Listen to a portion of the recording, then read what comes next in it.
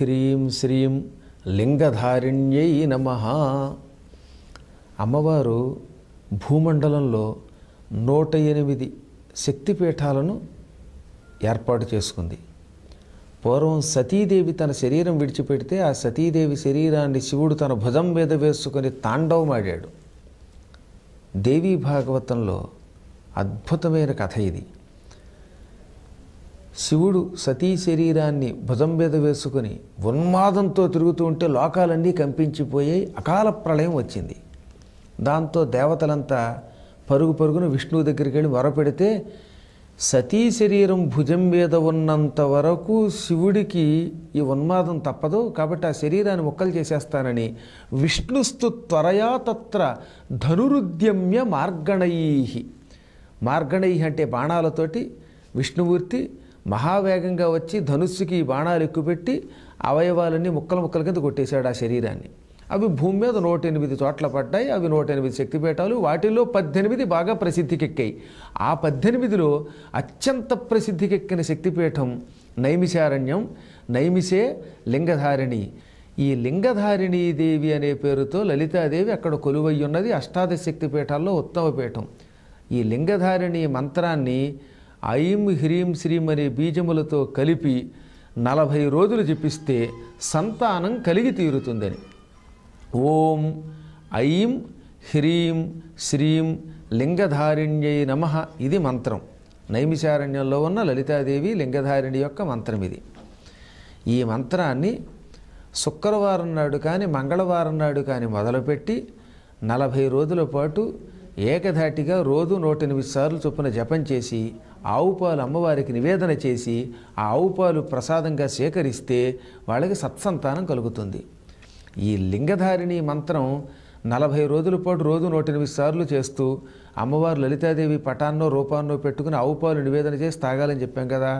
ఆడవాళ్ళకి చాలామందికి బయట ఉండే రోజులుంటే ఏం చేయాలని, అలాంటప్పుడు 4 రోజులు ఆపేసి 5వ రోజు నుంచి మళ్ళీ కొనసాగించండి. లింగధారిణి మంత్రం మంచి సంతానాన్ని ఇస్తుంది. అది కూడా పాడైపోయే పిల్లలు కాకుండా సత్సంతానాన్ని ఇస్తుంది అన్నమాట.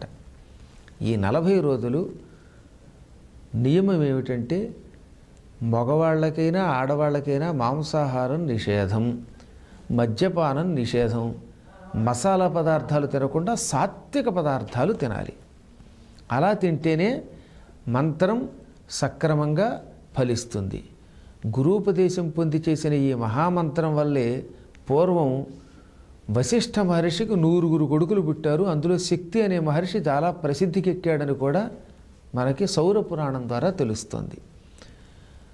అమ్మవారు నైమిషే లింగధారిణి అని పేరు కలిగినటువంటి అమ్మవారు తనంత తానే లోకంలో సంచారం చేసి సంతానాన్ని ప్రసాదించే దేవతని నేను అని చెప్పుకుందట. సాధారణంగా అమ్మవారు నే సంతానాన్ని ఇస్తానని చెప్పదు, కానీ లింగధారిణి చెప్పింది. చెప్పకపోతే ప్రజలకు తెలియదు గనక. గోమతీ నదీ తీరంలో వెలిసిన అత్యద్భుత శక్తిపీఠం అది. ఈ మంత్రాన్ని మరొక్కసారి ఉచ్చారణ చేసుకుందాం. ఓం ఐం హ్రీం శ్రీం లింగధారిణ్యే నమః. ఎప్పుడు మొదలు పెట్టాలి? మంగళవారం కానీ శుక్రవారం కానీ. ఎన్నాళ్ళు? 40 రోజుల పాటు. రోజు 108. నివేదన ఆవు పాలు. 40 రోజుల్లో అడ్డొస్తే 4 రోజులు ఆపేసి 5వ రోజున చేయటం. మైలు వస్తే ఆపేసేయటం, మళ్ళీ మొదలు పెట్టుకోవటం శుద్ధి అయ్యాక. మాంసాహారం, మద్యం ఇవి ఈ పారాయణ కాలంలో నిషేధం. ఇళ్లల్లో చేసుకుంటే 40 రోజులు డైరెక్ట్గా నైమిషారణ్యం వెళ్ళి జపం చేస్తే 3 రోజులు రోజు 1008 సార్లు జపం చేస్తే చాలు. గోమతిలో స్నానం చేసి నైమిషారణ్యంలో అమ్మవారి సన్నిధానంలో కానీ ఎక్కడో చోట నదీ తీరంలో కానీ 1008 చేస్తే చాలా తొందరలో సత్సంతానం కలుగుతుంది. పూర్వం శ్రీకృష్ణుడు సత్యభామకి సంతానం కలగకపోతే సంతానం కలగడం కోసం స్వయంగా అమ్మవారిని అర్చన చేసినట్టుగా మనకి పురాణాల ద్వారా తెలుస్తోంది. కృష్ణుడు